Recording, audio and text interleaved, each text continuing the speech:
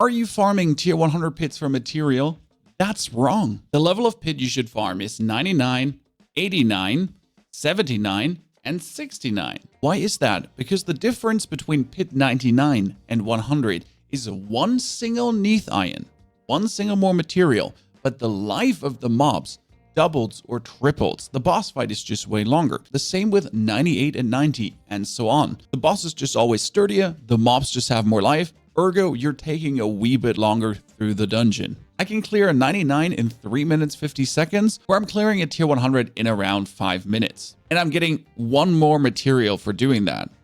Ain't worth it. Finish the nightmare dungeon, leveling up your glyphs. Now you're going to click on the glyph and then on upgrade and watch the animation? No, you're not going to do that because that's taking atrociously long. What you're rather doing is you right click on it, and that's 11 levels just like that. Save yourself some time. It's really annoying to click the upgrade glyph button. Now you might notice how my character's glowing red and enemies having a blue outline. That's because I bought the aura package. Nah, I'm kidding. Escape, options, gameplay, all the way at the bottom, player highlight color. Adapt this to whatever you would like. It adds a nice little glow. I'm playing a golden character, so I like to add a golden glow sometimes. Bibbidi bobbidi boo. Looks kind of good. And then on top of that, you can do the enemy highlight color. I wanted mainly my corpses to look better, to be easier to distinguish them, and that's why I gave them this blue outline. And another thing about options, you might see how I'm not having a basic skill on left click. It's like the number 5 I'm using down here. That's simple. Escape, options, control, and then combine, interact, basic skill slot. That goes off. You don't want this. Then you can set your basic skill slot to whatever key you want. You scroll a bit down and there's move and interact. And that one you're going to put on your left mouse button. Like this, you can have your basic skill or whatever you want on number 5 be a number, a Q, an E, and D, whatever you prefer, while you're still moving around with the left mouse button and interacting with the left mouse button as well. Now let's talk about masterworking and especially skill upgrades, because this is a +3 skills. And we're looking currently at +7 here, and this one is only +5. How many upgrades do you have to do to get it there? The good thing is we have a max roll talent planner to help us here. Let's take this runic mail and we're going to put on Golem Mastery.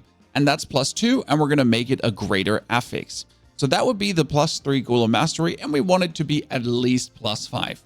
Now if I just normal masterwork the item 12 times, it would only be +4. So 12 times upgrade, I would hit not a single 25% on it, because on level 4, 8, and 12, you have the 25% upgrade. Now let's say I upgrade 4 times.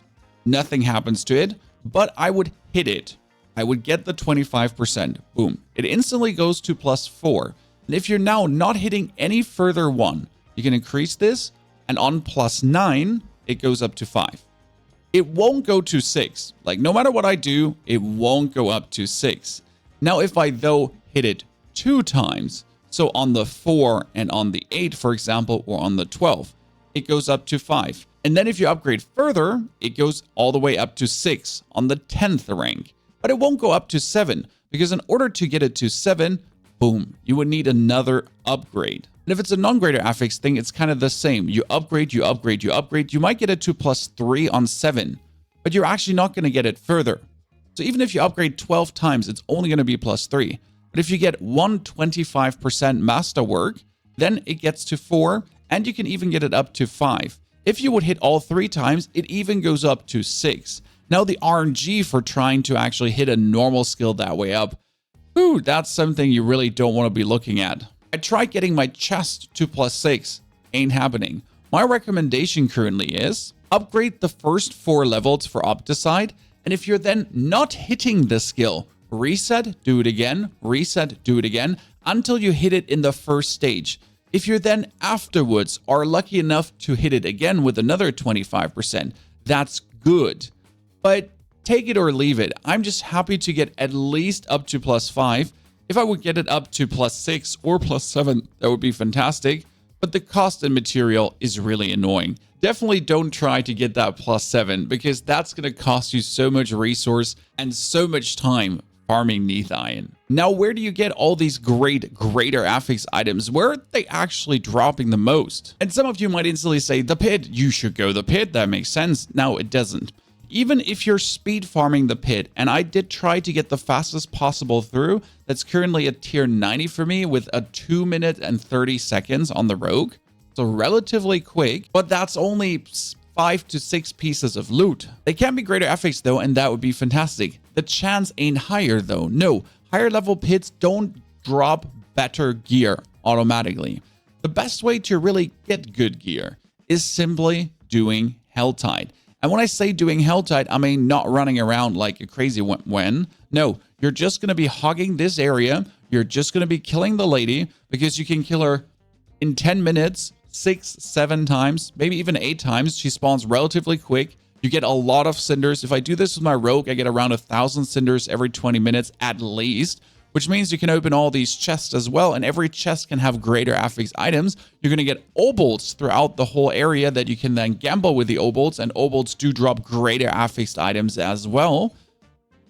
And the Queen of the Helltide, if you do actually put in the Baneful Heart, has like 7 pieces of gear, and for some reason her drop rate for greater affix items seems to be relatively high. Now obviously we're going to get cooked in this video and she's not going to drop a single one. We didn't put in a heart, so we're getting only 4 pieces of gear if I'm not mistaken. Oh, that's, yeah, okay. We get 1 greater affix, 2 greater affix items. Easy. Especially you also do get Blood of Lord Zur, which can be then summoned as a Tormented Lord Zur or a normal Lord Zur, and that's also where you can get easy amounts of greater affixed items. Let's see if this is any good. Vulnerable damage. I rerolled the intelligence, and this is great for my rogue. Now, all my good gear, like the Golem Master here and the Hellbound Commander, has literally been from the Helltide. Do it. Now, an interesting one and a crazy one at the same time. We need to talk about damage over time, and that doesn't matter if you're a Necromancer, Barbarian, Rogue, whatever. If it says damage over time, you're actually never going to temper damage over time. What did you just say? Normally, to increase the damage of any damage over time, I would go for shadow damage over time. That's actually quite simple, right? More damage over time is more damage over time. The reality is that my blight, and this was found out by Mr. Macrobioboy, amazing creator, profits double from normal damage percentage. Which means if I temper natural finesse right now, instead of just getting 75% bonus damage, I would get 90% bonus damage. Or on a two-handed weapon, that would be a 180% bonus damage instead of just the standard 150. Quite stupid, right? Which means any piece of gear, like this damage over time one that I used to use, is actually useless. Because this 45% damage one is just simply straight up better. Now, I do see a lot of people being confused about attack power. How do you only have 11 or 12k and you're clearing tier 110 pits, 115 pits, even 123? That's because attack power is a virtually useless stat, at least on the Necromancer, because this is my rogue running around with 48,000. The thing is, attack power factors in a bunch of weird things, and sometimes it doesn't even factor in certain stuff. So you're going to have your attack speed bonus, you're going to have all your all stats and everything. If I'm standing still, I'm getting my triple damage from the inner comp. See, I'm moving and I'm getting 7,000 less attack power. I'm standing still for 3 seconds and my attack power just goes up by 7,000 points. Yes, I do get 20% more damage. So that's 7,000 points more attack power. What does that even mean? Now, in comparison, if I would put on a ring with more vulnerable damage, I wouldn't be gaining more attack power. Still, though, my build would get vastly stronger because more vulnerable damage boosts my victimize to just give me more damage. But it doesn't give me more attack power. So don't pay attention to this stat when you want to get stronger. Try to understand your build. And yes, if you're playing Heartseeker Rogue and you're stacking any critical strike damage, you're doing it wrong because your key passive can't critical strike. That's what I mean. Understand your build. You only need vulnerable damage. That's it. Which brings us back to the nasty topic of survivability. Pony, I keep dying. I keep getting one hit. It's really annoying. Your build isn't working. That's because you don't have enough life and damage reduction.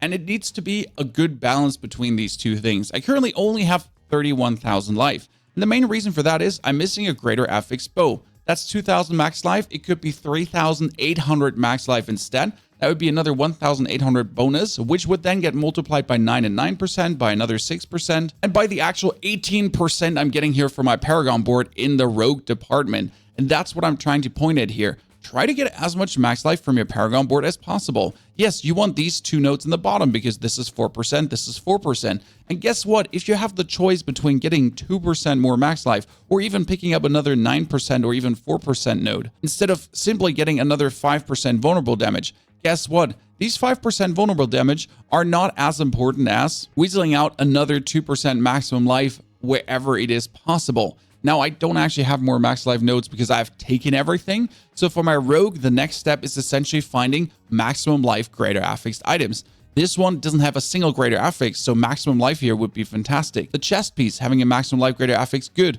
My helmet, 2,800 max life. Yes, crazy. The Masterwork even is terrible for this build. I should reset it and try to hit all stats on maximum life or even cooldown reduction. My Necro is running around with 42,000 and even that is often not enough. The good thing, I'm missing a max life greater affix on my pants or even on my helmet. I do have it on my weapon though, and as you can see, it's almost 4,000, which makes a big difference. And I will even get more max life if I 3 times Masterwork this item to go like up to 43, 44. And then you can still take double potions, the Elixir of Fortitude and Anti-Venom, which is a quest elixir as the Alchemist. And if you don't have that one unlocked yet, bottom left of the map, gear cool right here is where the quest is for the Elixir of Anti-Venom. That's a 15 and a 20% increase, bringing me up to 60,000 life plus, avoiding most one-shots and giving me more leeway at survival. Now, don't forget your damage reduction stats where it's possible, but also keep in mind that they don't work against the end boss. Because the Territorial Glyph, for example, that gives me a 10% damage reduction against close enemies. Well, the boss echo that's coming is not a close enemy. It's a skill that hits you from the end boss in the pit. Whereas, for example, my 25% here is actually helping against that skill. But my Decrepify, which I cast on the boss, is not reducing the damage of the boss echo, which does actually make the Harlequin Crest quite a good choice in general for that 20% damage reduction. But even with that, most one hits can't be avoided. Another piece of gear that is kind of fallen out of favor, but is quite nice if you have Barrier, is my friend Soulbrand, because it gives you damage reduction from close, useless. But it will give you another 20% damage reduction if you have Barrier running.